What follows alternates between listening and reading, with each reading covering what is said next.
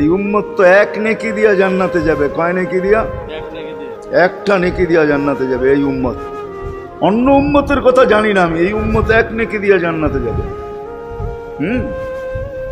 নবীর একটা আদর্শের কারণে জান্নাতে যাবে। সিরত মানি আদর্শ, আর এটা আমরা কদমে কদমে মুহতাজ। কেননা এই ছোট জীবনটা যদি গ্রহণযোগ্যতা পর্যন্ত পৌঁছাইতে হয় আল্লাহর কাছে, চাই নারী হই, চাই যুবক হই, চাই বৃদ্ধ হই, যেই মানুষই হই না কেন, যেখানেরই হই না কেন, যেই বাসারই হই না কেন, যেই বর্ণেরই হই না কেন, যেই পেশারই হই না কেন, যেই সোসাইটিরই হই না কেন, এই জীবনটাকে যদি গ্রহণযোগ্যতা পর্যন্ত পৌঁছাইতে হয় কার কাছে? দুনিয়াওয়ালাদের কাছে না, মালিকের কাছে, যিনি এক ফোঁটা পানির থেকে অস্তিত্ব দিছেন, যার কাছে আবার আমাদেরকে ফিরা যেতে হবে। পালানের কোনো সুযোগ নাই। এই জন্যই কোরআন আমাদেরকে বোঝায় আইনাল মাফার। আল্লাহ বলতেছে কোথায় ভাগবে তুমি, বলো কোথায় ভাগবে? কবির কথাই সত্য, যদিও নাকি পালাও তুমি আকাশেতে লাগিয়ে সিঁড়ি, সিঁড়ি লাগাও যদি আকাশে চলে যাও, তো আল্লাহ বলে তোমার বাগার কোনো সুযোগ নাই। কেননা ইল্লা বিসুলতান, ওইখানেও আমার রাজত্ব, এইখানেও আমার রাজত্ব, ডাইনো আমার রাজত্ব, বামে আগে পিছে উপরে নিচে সর্বত্র আমার রাজত্ব। আমার রাজত্বের বাহিরে যাওয়ার ক্ষমতা তোমাদের নাই। দ্বিতীয় কথা এটো, আইনা আনা মাআকুম আইনা মা কুনতুম, যেখানে যাবে ওইখানে আমি সঙ্গে থাকব, আমাকে দূর করতে পারবে না। যদি করো তাহলে তুমি থাকবে না, তোমার অস্তিত্বই থাকবে না। কেন আমাদের ভিতরে আল্লাহ নাই বটে, কিন্তু আল্লাহর একটা পাওয়ার আছে যেটাকে রূহ বলে। কুলির রূহ মিন আমরি রব্বি, আল্লাহর একটা পাওয়ার, একটা সিফত, সবচেয়ে শক্তিশালী পাওয়ার যেটা, ওটা আমাদের ভিতরে আল্লাহ ঢুকায় রাখছেন, যেটাকে আমরা রূহ বলি। কোরআনের ভাষায় রূহ বলে, বাংলা ভাষায় আত্মা বলে। যেটাকে আমরা আত্মা বলি ওটা আল্লাহর হুকুম ছাড়া কিছু না। আল্লাহ বলে ওটা মনে করে নাও আমি তোমার ভিতরে আছি, কেন এটা আমারই জিনিস। কুলির রূহ মিন আমরি রব্বি, আমাকে পৃথক করলে আর তুমি থাকবে না। তখন তোমার চক্ষু থাকবে আইন লা তানজুর, তোমার চক্ষু থাকবে দেখবে না। উদুন লা তাসমা, কান থাকবে শুনবে না। লিসান লা তান্তিক, জবান থাকবে কিন্তু জিহ্বা থাকবে কিন্তু বলবে না। আকলুন লা তুমাইয়িজ, তোমার মগজ থাকবে ভালো মন্দ বুঝবে না। কলব লা তাতাফাক্কার, দিল থাকবে কিন্তু চিন্তা করার ক্ষমতা তোমার থাকবে না। ইয়াত লা তাফতিশ, হাত থাকবে ধরবে না। রিজল লা তামশি, পাও থাকবে চলবে না। তুমি হবে লাশ। ওই আল্লাহ পর্যন্ত যদি গ্রহণযোগ্যতায় পৌঁছাইতে হয়, ওইখান থেকে বাহির হয়ে গেছি। ভালো তো বাসি, কিন্তু আগেরটুকু জানি না। ও মেরে দোস্ত, শুধু ভালোবাসলে চলবে না। আবু তালেবের চেয়ে বড় ভালোবাসা আপনার আমার ছিল না, ছিল না। সাহাবাদের মতো ভালোবাসা আপনার আর আমার নাই। আছে নাকি? হ্যাঁ, আবু তালেবের মতো ভালোবাসা ছিল। চলেন শর্ট করি। আবু তালেবকে নিজের হাতে আল্লাহ রসুল কবরে রাখছেন। যখন রাখতেছিলেন তখন চিৎকার দিতেছিলেন, আম্মি মা তারাক্তালি সাবিলা, চাচা কোন রাস্তা রাখলেন না আমার জন্য। বলছিলাম কলেমা পড়েন, পড়লেন না। বলছিলাম ঠোঁটটা হেলান, হেলাইলেন না। বলছিলাম চুপ থাকেন, তাও থাকলেন না। সর্বশেষ একটা চিৎকার দিলেন, আলা মিল্লাতি আব্দুল মুত্তালিব, আব্দুল মুত্তালিবের ধর্মের উপরে চলে যেতেছি। এই কথা বলে দুনিয়ার থেকে বিদায় নিলেন। চুপও যদি থাকতেন তো আমার জন্য কোনো সুযোগ হইতো। চাচা, ও চাচা, আমার জন্য কোনো রাস্তা রাখলেন না। ভালোবাসা কাজে দিবে না। এই জন্য চলেন, জীবনটাকে গ্রহণযোগ্যতা পর্যন্ত পৌঁছাইতে হইলে কদমে কদমে মুহাম্মদুর রাসূলুল্লাহর আদর্শ লাগবে। যেটাকে আরবি ভাষায় সিরাত বলে, যেটাকে কেরিয়ার বলে। আল্লাহর রসুলের কেরিয়ার লাগবে, আল্লাহর রসুলের আদর্শ লাগবে, আল্লাহর রসুলের সিরত লাগবে, আল্লাহর রসুলের চরিত্র লাগবে। এই জন্যই আল্লাহ কোরআনে বলছেন, লাকাদ কানা লাকুম ফি রাসূলিল্লাহি উসওয়াতুন হাসানা, তোমরা লিমান কানা ইয়ারজুল্লাহ, তোমরা যদি আমাকে পাইতে চাও তাহলে আমার আদর্শ সহজ করছেন, কঠিন করেন নাই। আল্লাহ কঠিন করতে পারতেন, আল্লাহ সহজ করছেন। কেননা আসলে উদ্দেশ্য ছিল আল্লাহকেই মানা, আল্লাহকে মানা উদ্দেশ্য ছিল। কিন্তু আল্লাহকে চোখে দেখা যায় না, মানবে তো মানবে কি করে? আল্লাহর কথা শোনা যায় না, তো আল্লাহকে মানবে তো মানবে কি করে? আল্লাহকে তো দেখা যায় না, আল্লাহকে তো আল্লাহর কথা শোনা যায় না, আল্লাহকে ধ্যান ধারণায় আনা যায় না, কোনো ধ্যান ধারণার ভিতরে আনা যায় না যে আল্লাহর আকৃতি এরকম। আল্লাহকে ধ্যান ধারণায় আনা যায় না, বর্ণনা দিয়ে শেষ করা যায় না।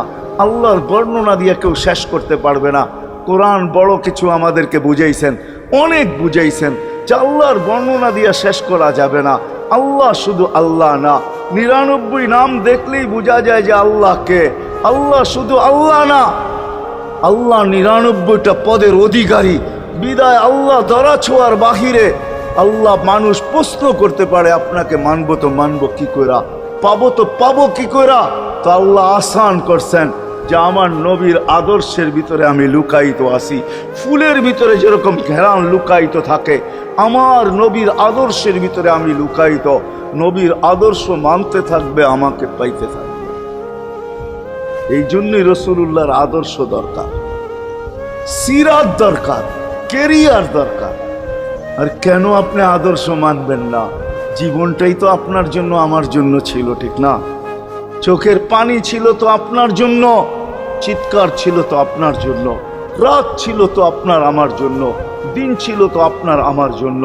দুনিয়ার কোনো মুহূর্ত নাই যেখানে যে আপনাকে আমাকে ভুলে গেছেন, এমন কোনো মুহূর্ত নাই।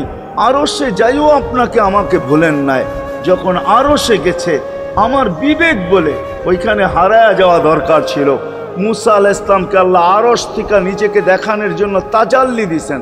শুধু তাজাল্লি, আকৃতি না, তাজাল্লি দিছেন। 40 দিন বেহুশ ছিলেন, 40 দিন, 40 দিন। অথচ বন্ধু দুইজনে পাশাপাশি বসা, কাবা কাউসাইনি আও আদনা ফাদানা ফাতাদাল্লা ফাআওহা ইলা আবদিহি মা আওহা, পাশাপাশি বসা আছেন। তীর ধনুক থাকলে আপনাদেরকে আমি দেখাইতে পারতাম কতটুকু কাছে হয়েছিল। এরকম কাছে হারায় যাওয়া দরকার ছিল। আল্লাহ যখন জিজ্ঞাসা করছেন কি চাইতে আসছেন, আসআলুকা উম্মতি, এইখানে উম্মত চাবো না তো আর চাবো কি?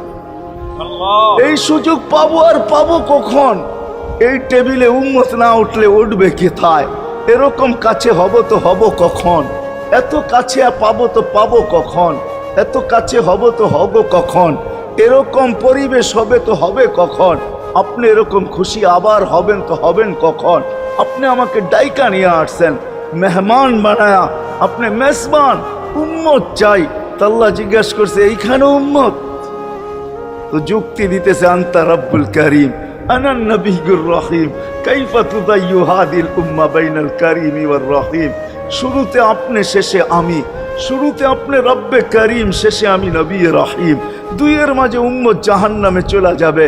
আমি আমার মনকে বুঝাইতে পারবো না, আমি উম্মত চাই।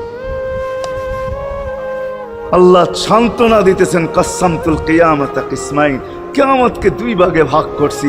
আমি জানি আপনি একাই চিৎকার দিবেন কিয়ামতের মাঠে উম্মতি উম্মতি বইলা, আর কেউ উম্মতকে স্মরণ করবে না।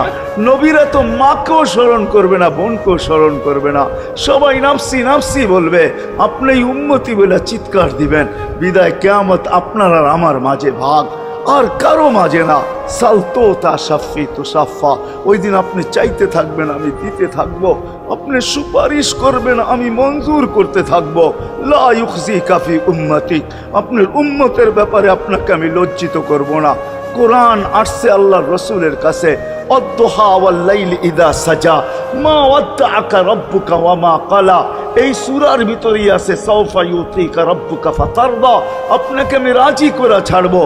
কোরআন যখন নাজেল হইতেন তো কি অবস্থা হইতো ওলামারা জানে। আল্লাহ রসুল ঘামতে থাকতেন, এতটুকু কষ্ট হইতো, কখনো কখনো বলতেন কাদার রু আইয়া খরুজ, মনে হয় আমার রুটা বাহির হয়ে চলে যাবে। ওই কষ্টের ভিতরে জিবরিল যখন সাউফা ইউতিকা রাব্বুকা ফাতারদা পড়তেছিল, ওইখানেই থামায়া দিছে, জিবরিল থামো। বলছে কেন? সূরা এখনো শেষ হয় নাই। বলছে থামো, আল্লাহ আমাকে রাজি করতে চাইতেছেন, আমি এই মুহূর্তেই আল্লাহর কাছে কিছু চাইতে চাইতেছি। বলছে তোমাকে সাক্ষী রেখা। বলছে কি চাবে? তো চিৎকার দিয়া বলতেছে ইলাহি লান আরদা, ইলাহি লান আরদা হাত্তা ইয়াকুনা ওয়াহিদ মিন উম্মতি ফিন নার। ও মাবুদ, ও এলাহি, ও আল্লাহ, এক উম্মত জাহান্নামে থাকা পর্যন্ত আপনার উপরে রাজি হব। আল্লাহ, এক উম্মত থাকা পর্যন্ত রাজি হব না। যে আরশে যায় বলে নাই, কিয়ামতের মাঠেও বলবে না। উম্মতি চিৎকার দিবে, হাসান হোসাইন দিবে না।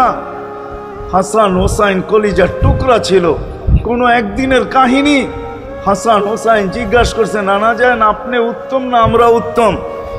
আল্লাহ রসুল সাদা সিধা জবাব দিছে, আমি উত্তম, আমি সাইয়্যিদুল আউয়ালিন ওয়াল আখিরিন, আনা সাইয়্যিদা উলদি আদম, লিওয়াউল হামদি বিয়াদি ইয়াউমাল কিয়ামা।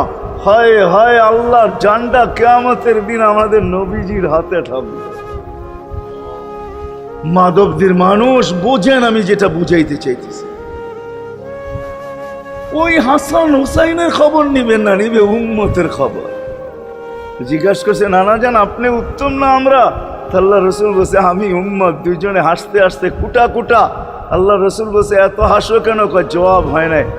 মানি আমরা দুইজন উত্তম।